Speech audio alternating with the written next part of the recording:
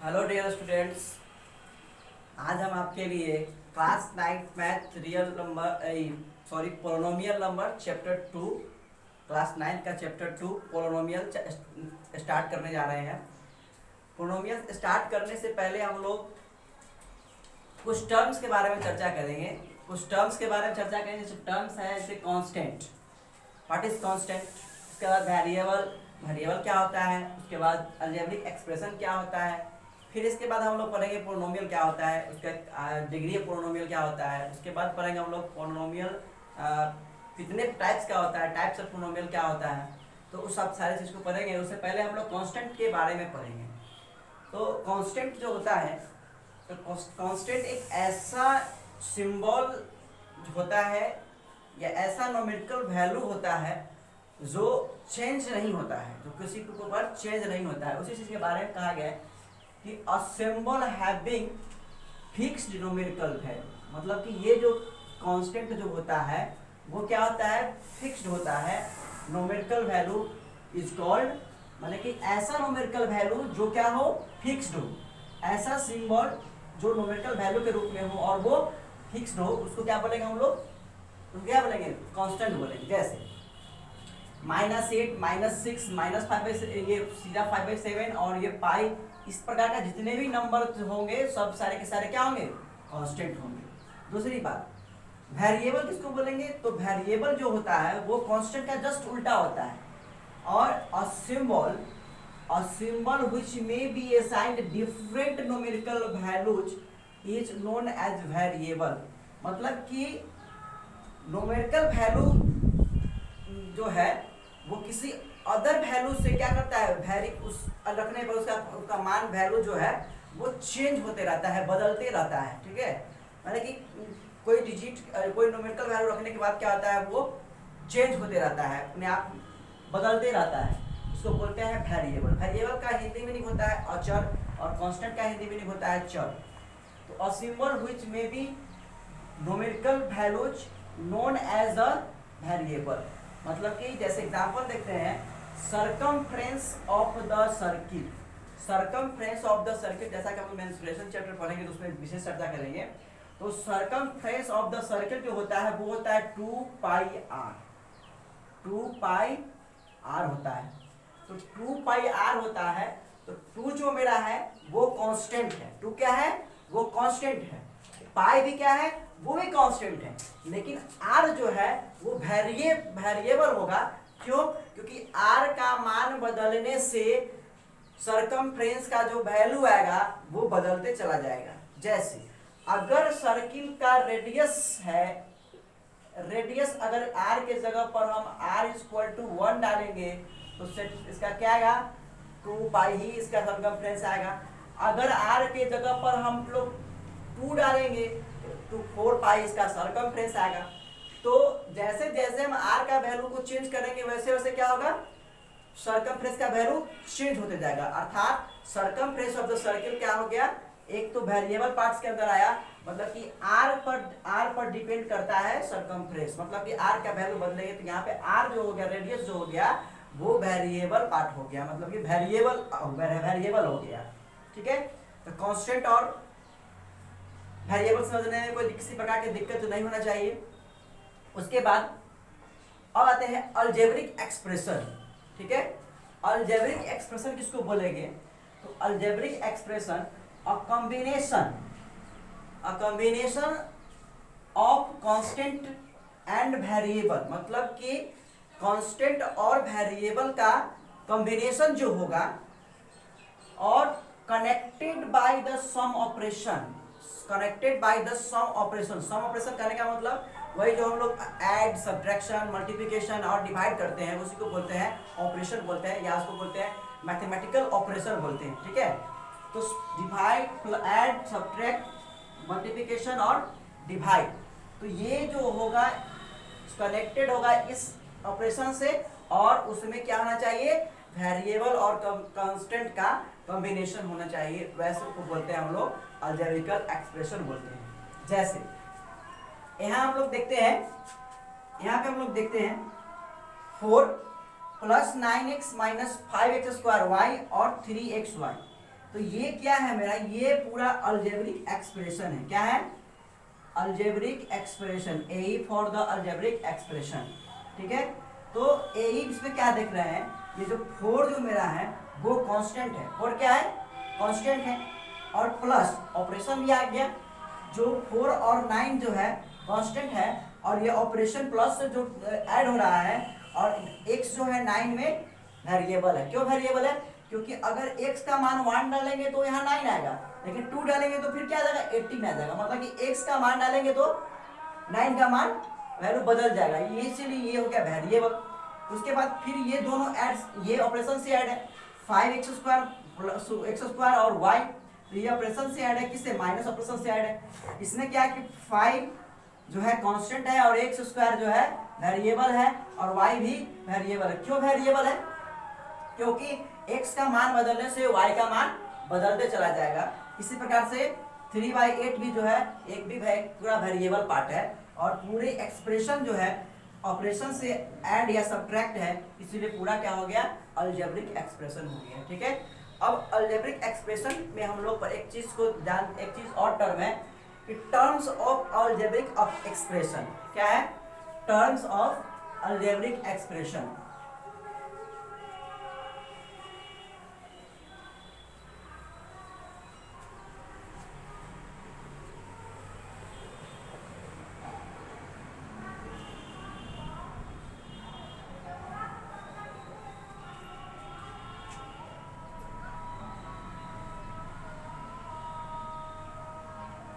Terms of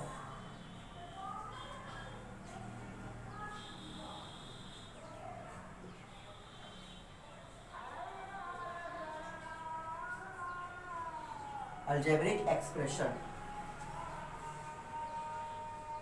terms of algebraic expression.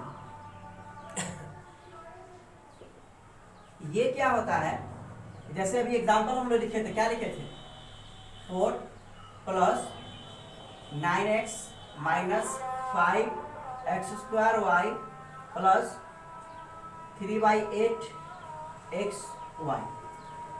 ये जैसे ये क्या है, एक अलजेब्रिक एक्सप्रेशन है। ठीक है, तो इसमें जो टर्म आया कांस्टेंट और वेरिएशन, मान लिया जाए 4 है, ये भी एक टर्म है, प्लस 9x है, ये भी एक टर्म है, माइनस 5x² y है, ये भी एक टर्म है, और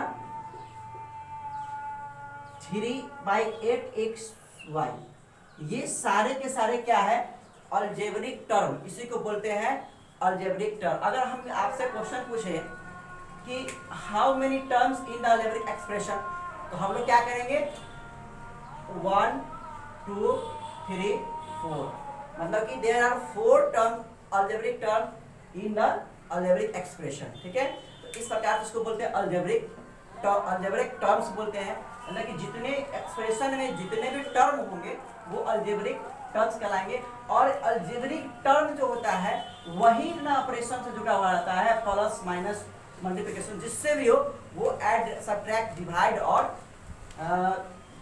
मल्टीप्लिकेशन रहता है, और यही सारे टर्म्स को बोलते हैं हम लोग अलजेब्रिक टर्म। और अलजेब्रिक एक्सप्रेशन को हम लोग सेपरेट कर सकते हैं, सेवरल पार्ट्स, माने अलग अलग पार्टों में उसको बदल सकते हैं। जैसे यही इसी को बोलते हैं पार्ट, सेवरल पार्ट्स, यही हुआ 9x² 5x² y और 3, ये पूरा जो हो गया आपका, सॉरी ये डिवाइड नहीं है, ये टर्म्स का नंबर ऑफ टर्म्स है, ये था आपका। ठीक है, तो इस तरह से ये आपका अलजेब्रिक टर्म्स हो गया। ओके, ठीक है, आगे देखते हैं हम लोग देखें। अब हम लोग बात करेंगे पोलिनोमियल पर चर्चा करेंगे। अब हम लोग पोलिनोमियल पर चर्चा करेंगे।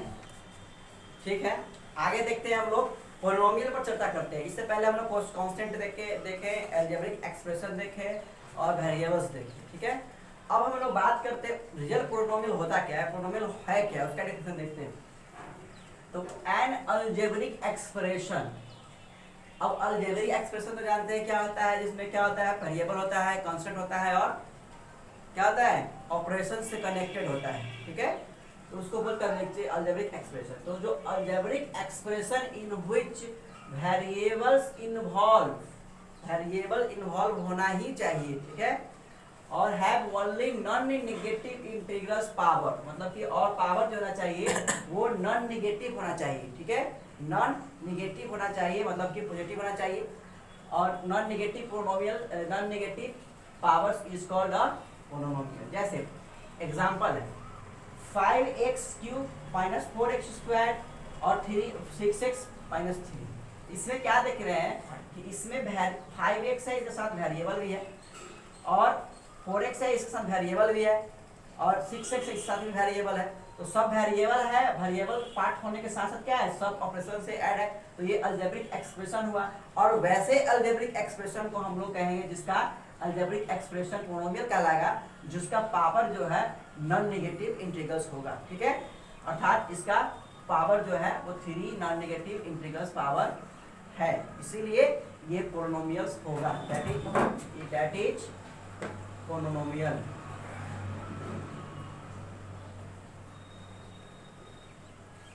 Polynomial, okay.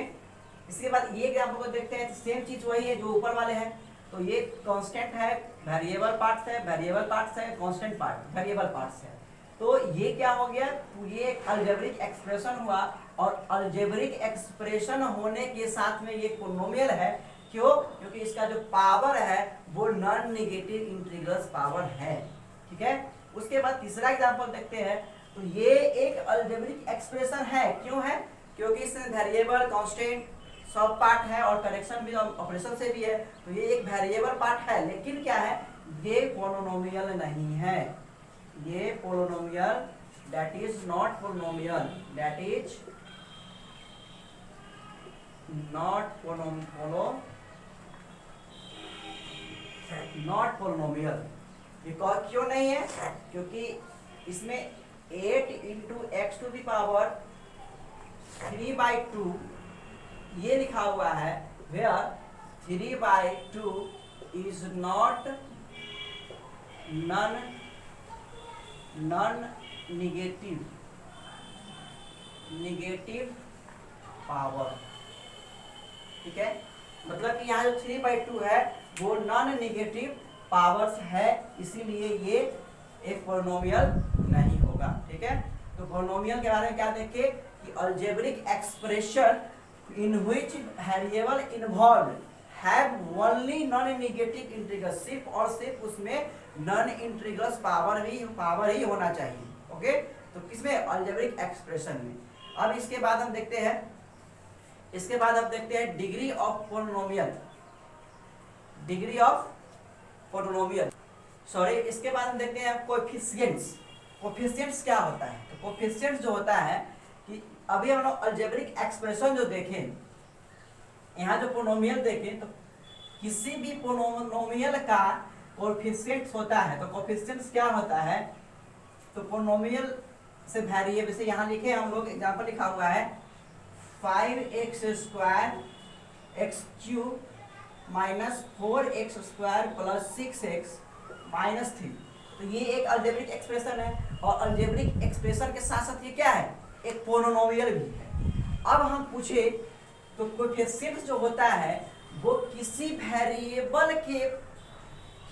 वेरिएबल के पीछे प्रोडक्ट के रूप में हम लोग उसको कोएफिशिएंट्स को लगाते हैं, उसी को बोलते हैं कोएफिशिएंट। जैसे अब यहाँ पे देखते हैं कि ये क्या है, ये वेरिएबल है, अर्थात x³ है, x³ तो x³ के पीछे कांस्टेंट पार्ट है और वो प्रोडक्ट के रूप में है, अर्थात x³ का कोएफिशिएंट जो है वो क्या होगा, 5 होगा। अर्थात इसको लिख सकते हैं कोएफिशिएंट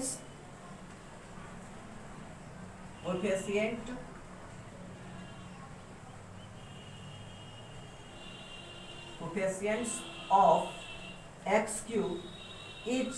x³ इज क्या होगा, 5। कोएफिशिएंट ऑफ x³ इज, क्यों?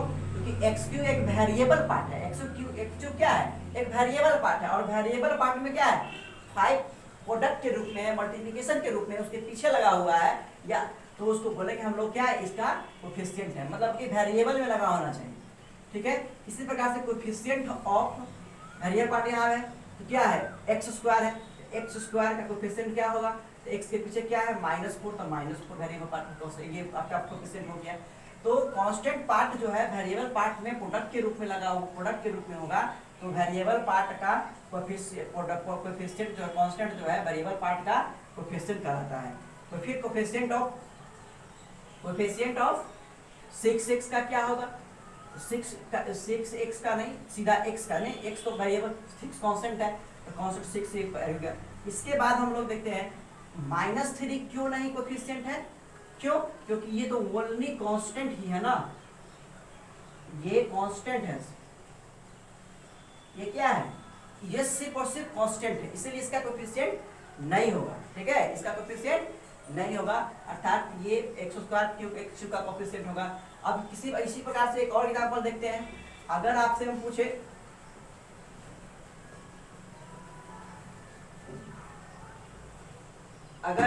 पूछे कि ये 9x³ plus 6x² y plus 6 x में, अब बताइए ये इसमें कोएफिशिएंट ऑफ x² क्या होगा, कोएफिशिएंट ऑफ x² क्या होगा, x² और y²। क्यों, क्योंकि दोनों ना वेरिएबल पार्ट है, दोनों वेरिएबल पार्ट है, इसीलिए 6 में कोएफिशिएंट ऑफ 6² x² y का क्या होता है कोएफिशिएंट 6 होगा, क्योंकि 6 के पीछे लगा हुआ है, तो इसको बोलते हैं हम लोग कोएफिशिएंट बोलेंगे। इस प्रकार से आपको किसी भी ऑब्जेक्टिव टाइप में क्वेश्चन पूछ सकता है कि इस पार्ट्स में ऐसा कोई एक्सप्रेशन देगा और बताया पूछेगा क्या कि ऐसे पार्ट्स में कौन सा किस पार्ट का भी किसी पार्ट का पूछ सकता है कि इस x² y का कोएफिशिएंट क्या होता है, x³ का कोएफिशिएंट क्या होगा और x का कोएफिशिएंट क्या होगा, इस प्रकार से आपको पूछ सकता है। ठीक है, अब इसके आगे हम देखते हैं डिग्री ऑफ पोलिनोमियल को देखते हैं। ठीक है, डिग्री ऑफ पोलिनोमियल को देखते हैं। ठीक है, चलिए आगे देखते हैं हम लोग डिग्री ऑफ पोलिनोमियल देखते हैं। तो डिग्री ऑफ पोलिनोमियल जो होता है, तो पोलिनोमियल का डिग्री सबसे डिग्री बोलेंगे उसको बोलेंगे जब किसी भी पोलिनोमियल में जिसका पावर हाईएस्ट होगा, ठीक है, पावर हाईएस्ट होगा, वो जितना हाईएस्ट पावर होगा वो पावर जो होगा वो डिग्री ऑफ पोलिनोमियल कहलाता है। जैसे अब बात करते हैं, तो अब देखते क्या है कि अगर एक में होता है कि वेरिएबल 2 वेरिएबल भी हो सकता है, किसी में x y और z 3 वेरिएबल हो सकता है, और किसी में x वेरिएबल, तो 3 वेरिएबल हो सकता है, अर्थात एक 1 वेरिएबल का पोलिनोमियल हो सकता है और मोर देन 2 वेरिएबल का भी पोलिनोमियल हो सकता है। ठीक है, जैसे अगर हम 1 वेरिएबल पर में लेते हैं तो क्या है, सीधा उसमें जो होगा, जो हाईएस्ट पावर ऑफ वेरिएबल होगा वही इसका डिग्री ऑफ पोलिनोमियल कहलाएगा। जैसे यहाँ पे क्या है 2x प्लस 3 है, ठीक है, 2x प्लस 3 है, तो अब इसमें क्या देख रहे हैं कि वेरिएबल सिर्फ क्या है, x ही इसका वेरिएबल है, मतलब कि x ही इसका, x का मान अगर 1 डालेंगे तो 2 का मान बदल जाएगा, क्या आएगा 2 प्लस 3 क्या होगा 5 होगा, अगर x का मान 2 डालेंगे तो 4 3 और 7 आ जाएगा, तो x वेरिएबल हो गया। तो इसका जो हाईएस्ट पावर, तो x का हाईएस्ट पावर क्या है 1, x का हाईएस्ट पावर क्या है 1 हो गया। तो अर्थात ये जो पोलिनोमियल हुआ ये 1 वेरिएबल का हुआ और कितने डिग्री का हो गया, तो इसका डिग्री जो हो गया 1 डिग्री हो गया, इसका डिग्री क्या हो गया 1 हो गया।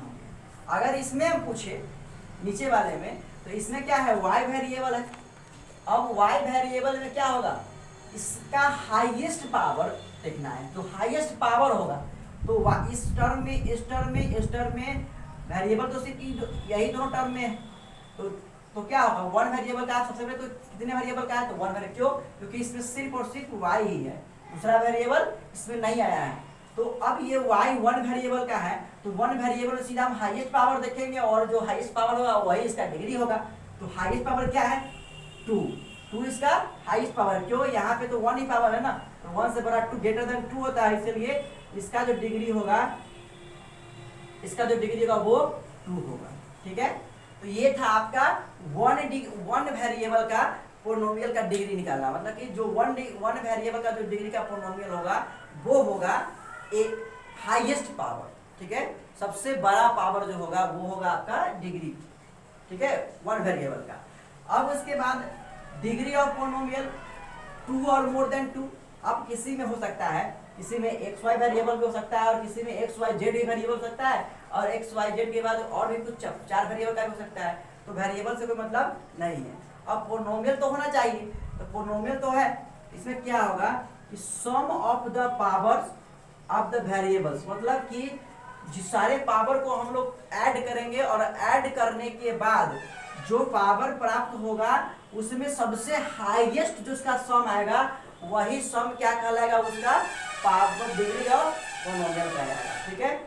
जैसे इसमें देखते क्या है, इसमें यहाँ तो सिर्फ सिंगल वेरिएबल है, लेकिन यहाँ हम क्या देख रहे हैं, एक्स भी है और वाई है, एक्स एंड वाई भी है। इसका मतलब क्या है, इसमें कितने वेरिएबल आ गए, 2 वेरिएबल।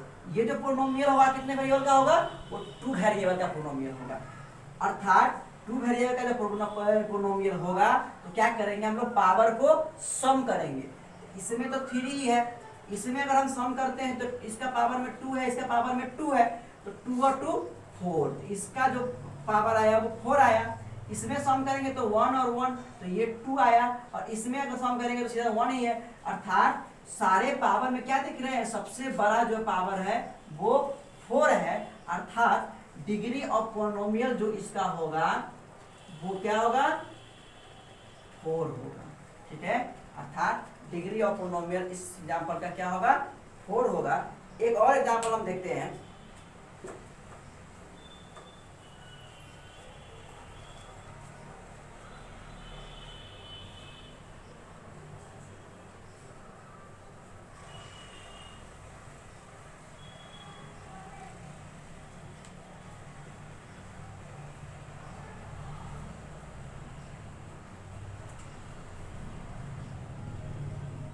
क्वेश्चन पूछे find the degree of given polynomial. Given polynomial 6 2 plus 9x8, ठीक है, 9x2 y3 प्लस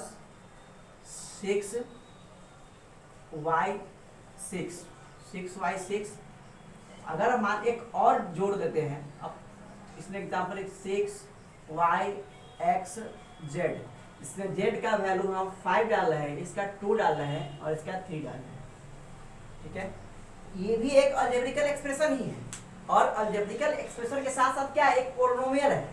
अब इसमें हमको क्या देखना है कि सबसे पहले तो हमको फाइंड करना है कि कौन डिग्री ऑफ पोलिनोमियल फाइंड करना है, और सब उसके बाद हम लोग क्या देखे हैं कि जिसमें क्या, अगर मोर देन 2 वेरिएबल अगर होगा तो पहले तो देखेंगे कि हम इसमें कितने वेरिएबल का पोलिनोमियल है। तो इसमें पोलिनोमियल है एक्स वाई, मतलब 2 एक्स, इसमें वाई सिंगल, और एक्स वाई जेड, मतलब कि 3 पोलिनोमियल है। अगर इस सबका मान में अगर हम जेड को हटा दे तब तो 2 हुए, क्योंकि अगर जेड का मान भी डालेंगे तो सारे पोलिनोमियल का मान बदलते चला जाएगा, ठीक है। तो इसमें 3 वेरिएबल्स का पोलिनोमियल हो गया, मतलब कि मोर देन 2। तो इसमें क्या करेंगे हम लोग, सारे के पावर को हम लोग क्या करते हैं, सम करेंगे। सबसे पहले सम करेंगे डिग्री निकालने के लिए, तो सबको डिग्री इसको ऐड करेंगे तो क्या आएगा, 6 to 8 आएगा। इन दोनों को ऐड करेंगे 3 to 5 आएगा। इन दोनों को, इसमें तो सीधा 6 ही है, इसमें ऐड करेंगे तो 5 और 3 5 और 5 10, इसका 10 आया। अब इन सब के बाद क्या देखेंगे कि हम लोग हाईएस्ट पावर किसमें है, तो हाईएस्ट पावर यहाँ मेरा 10 है, तो डिग्री ऑफ पोलिनोमियल जो होगा, degree of polynomial is 10 is the degree of polynomial. इस तरह से हम लोग डिग्री ऑफ पोलिनोमियल निकालते हैं। अब इसके बाद हम लोग देखेंगे डिग्री ऑफ पोलिनोमियल के आधार पर पोलिनोमियल का टाइप्स देखेंगे, किस प्रकार का पोलिनोमियल होता है। ठीक है, इसके बाद हम नेक्स्ट वीडियो में आपको आगे बताएंगे। ठीक है, थैंक यू।